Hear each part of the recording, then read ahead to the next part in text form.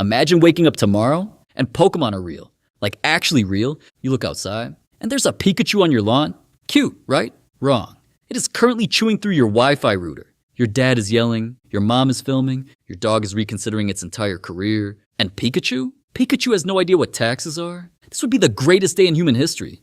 For about 12 minutes. Kids would run outside trying to catch Pokemon. Adults would panic buy Pokeballs. Someone would try to ride a giant bird to school. Someone would try to hug a fire lizard. And then the first house would explode. Because here's the thing. In the games, Pokemon are adorable little buddies. In real life, they are wild animals with magic attacks. A normal bird poops on your car.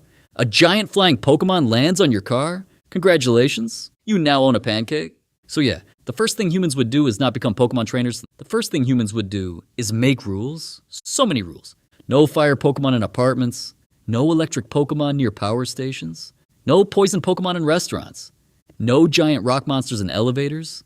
And definitely, no battles in Walmart. But you know someone would still do it? Some kid named Braden would be standing in aisle 7 like, "Go Garchomp." Sir, this is a grocery store. There are yogurts here. But humans are weirdly good at turning disasters into jobs. So after the screaming stopped, Pokemon would become part of everyday life. Firefighters would use water Pokemon. Farmers would use grass Pokemon. Construction workers would use rock Pokemon. Hospitals might use healing Pokemon. Electric companies would look at Pikachu and say, "Finally, an unpaid intern."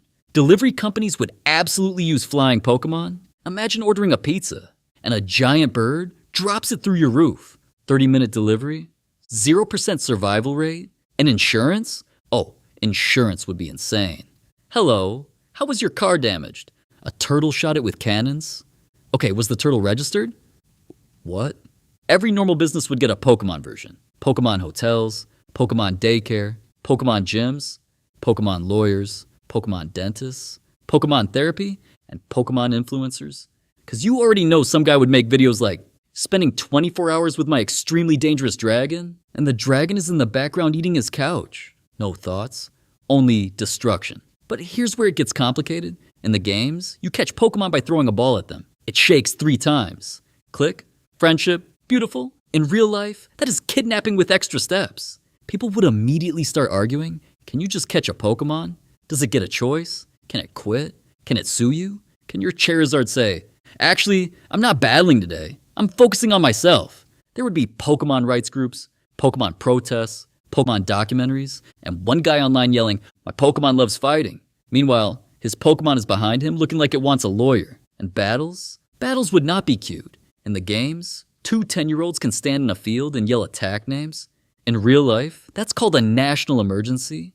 A real Pokemon battle would need a stadium, medical teams, fire trucks, safety shields, a referee with anxiety, and a backup referee in case the first one gets vaporized. Because if 2 tiny Pokemon are battling, okay, maybe that's cute. But if 2 giant monsters are throwing lightning, fire, and earthquakes, that is not a sport.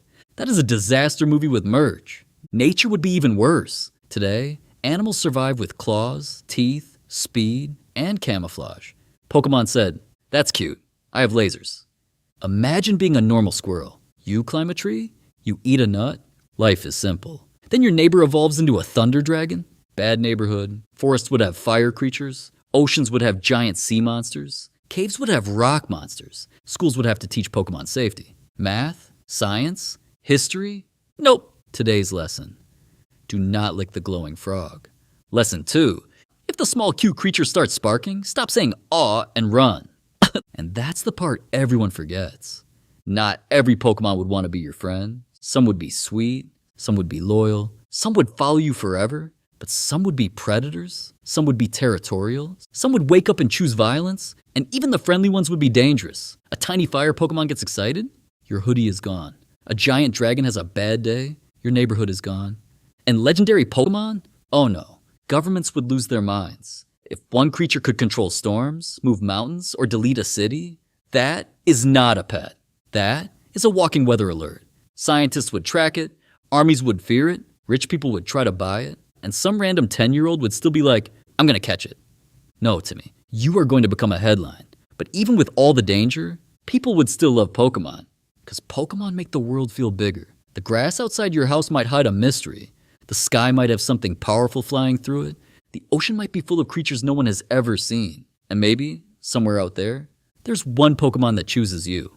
Not because you're rich, not because you're strong, but because you gave it a sandwich once. And honestly, that's beautiful. So if Pokemon were real, the world would be magical, but also on fire. It would be exciting, but also expensive. It would be full of friendship, but also full of paperwork. At first, everyone would ask, which Pokemon would I catch? But the real question is, if Pokemon were real, would humans actually deserve them?